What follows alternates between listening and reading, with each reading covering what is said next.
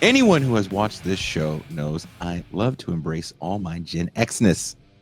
I am a 47-year-old man whose fondest memories are watching 22-minute toy commercials called cartoons. Now, I and many people around my age weren't aware we were consuming advertisements as content, but we did, and we ate it up.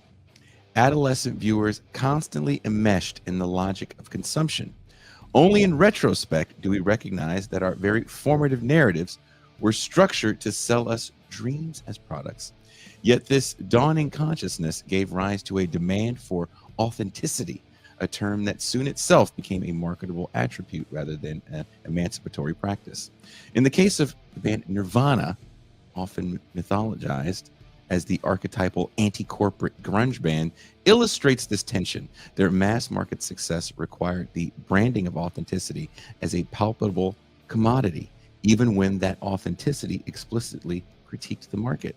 Whether the logo is stamped on a soda can or silk screened on a flannel shirt, authenticity ultimately serves as packaging for a product, a dynamic reminiscent of Marx's theory of fetishism of commodities.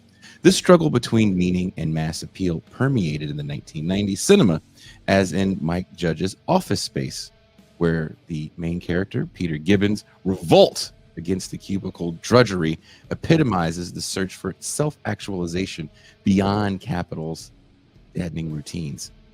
Yet 2 decades later, the hippie capitalists of Silicon Valley have repackaged this very critique.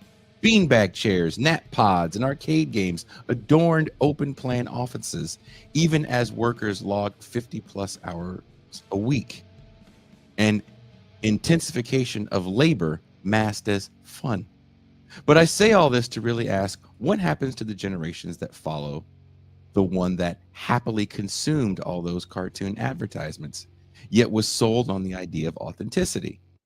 Well, we have the get the bag era, where selling out is the goal and your self brand can act as the perfect antidote to any sort of moral dissonance. Under neoliberal orthodoxy, every social relation is reconfigured as a transaction, and persons accrue intrinsic value only insofar as they perform in the marketplace. With the hyper commodification of all spaces and the reality that the economy facing young people is one not to be hopeful to enter.